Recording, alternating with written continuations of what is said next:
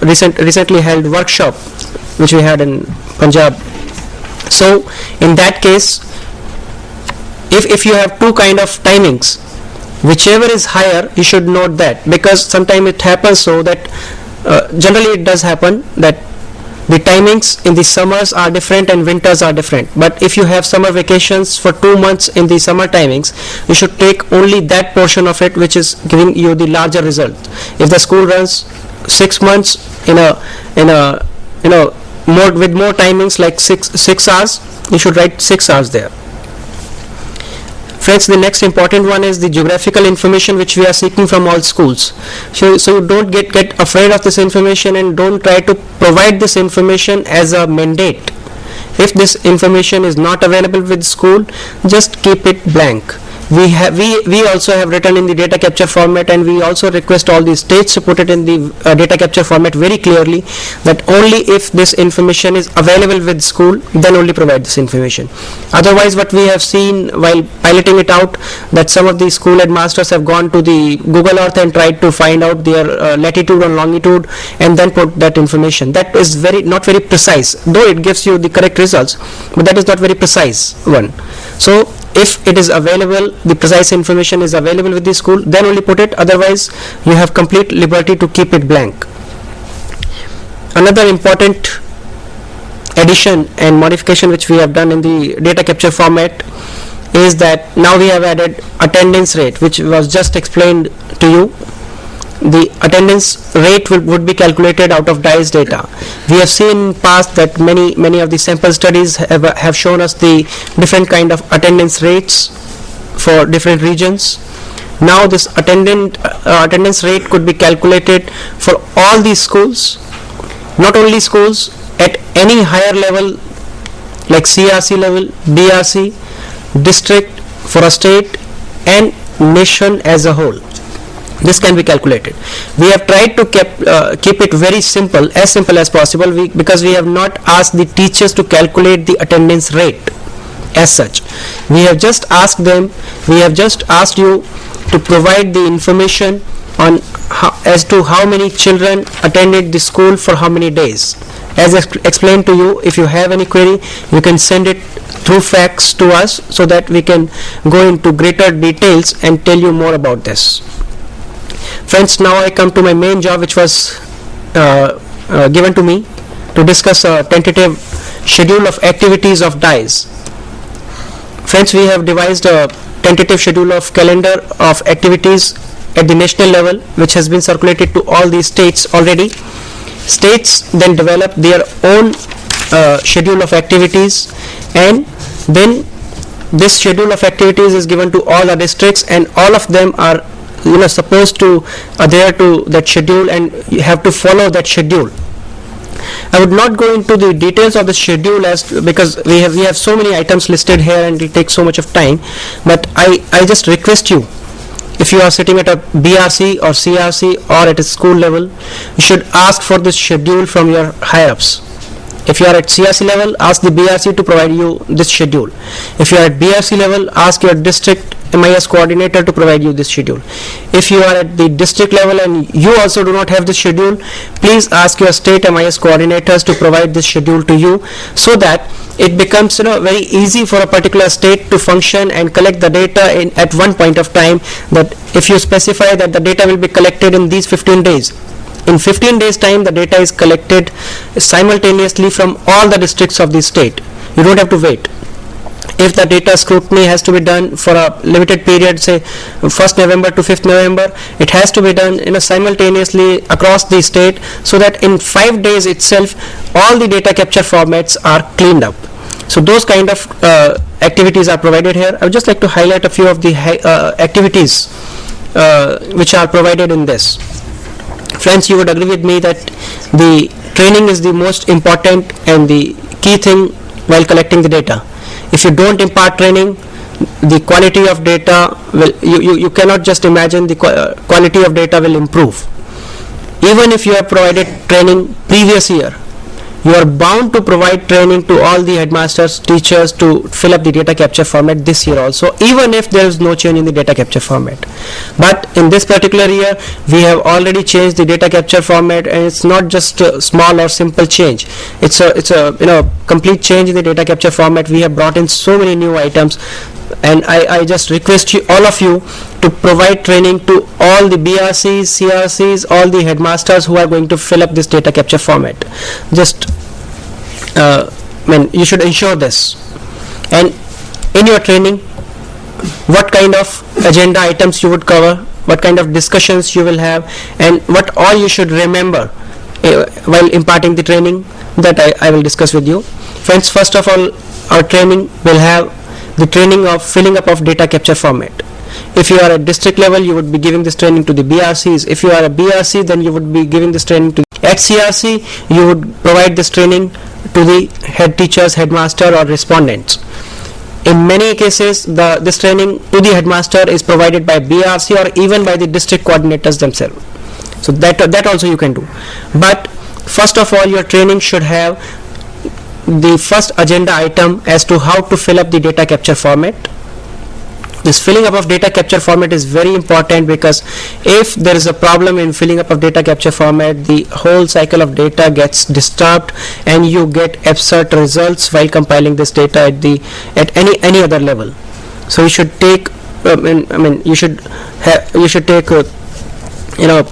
should give more emphasis on filling up of data capture format. You should discuss each and every item very clearly, as discussed in this morning. You'll have to do this with all your officers. So this is how to fill up the data capture format. Not only data capture format, the states will also have to provide guidelines. We have noticed that in some of the states, the guidelines are not provided to the schools every year, and it's not a positive trend which we see. You need to provide the guidelines to all the schools with the data capture format. Everything should be very clear, because when they go back and fill up the data capture format, it might happen that something which you have not discussed during your training and it's troubling them, they could refer the guidelines and fill up the data capture format correctly. You should provide the DCF with guidelines. Another important aspect is for everyone who is listening to us, to all our viewers, is that I would just like to bring to your notice that in every state there is a 5% random sample check is carried out every year of DISE data. That means there is an independent agency which states constitute, they hire them, they do a 5% sample check of the data which is collected through DISE. Then they compare the data, all the deviations which are there, they are then reported in a particular format of a report, and then this report has to be discussed at all the levels. This report, 5% random sample check report, sometimes show the deviations and errors which are taken out from that comparison of DISE data as well as the data which is collected by the 5% sample check agency.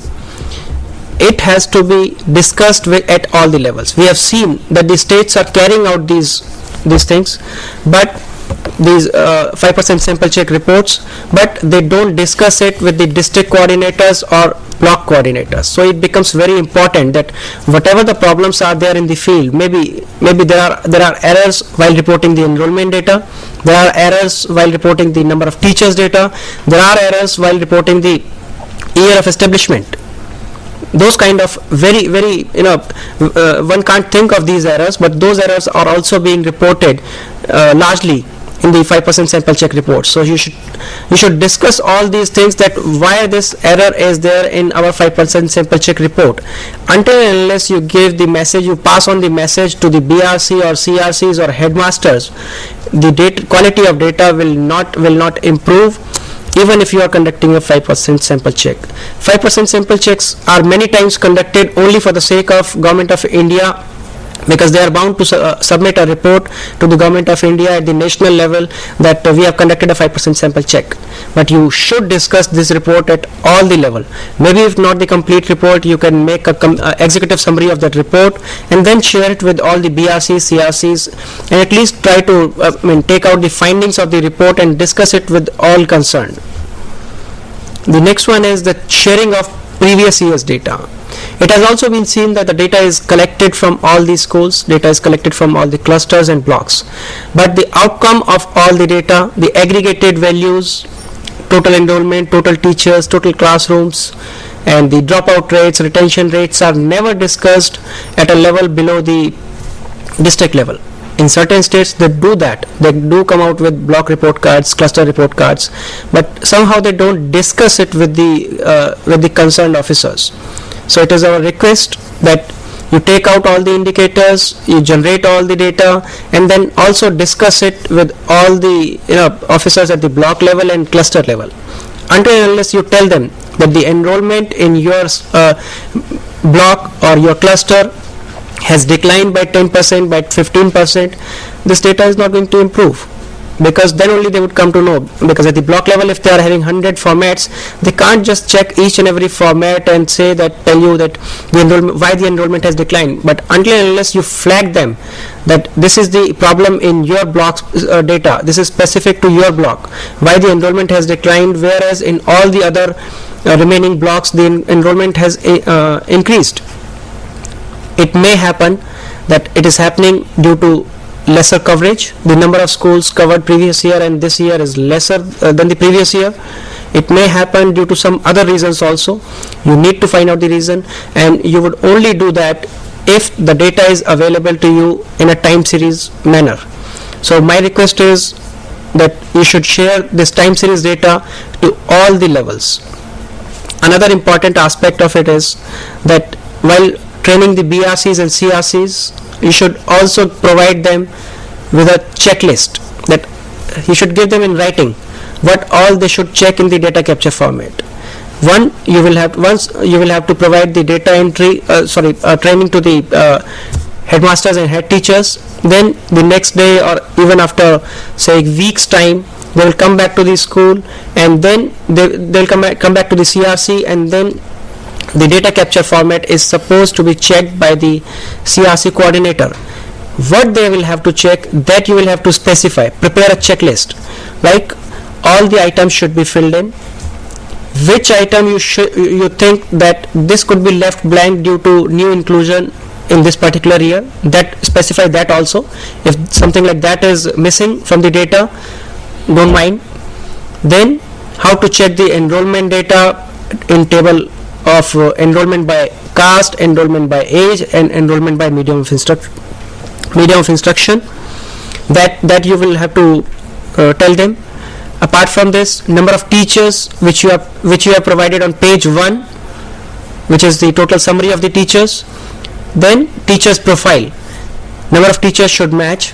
These things you will have to provide in your training and provide them as a checklist to them. Apart from this, training of the headmaster and head teachers should be done at a level of cluster, block, or district. It is very difficult for a CRC to go to each and every school, impart them training, and then ask them to fill up the data capture format. So you never try to do that. You should call all the headmasters or head teachers of a particular CRC at CRC level, provide them the training, or call them at the BRC level, provide them the training, so that there are many doubts which are there when we discuss it in a larger forum.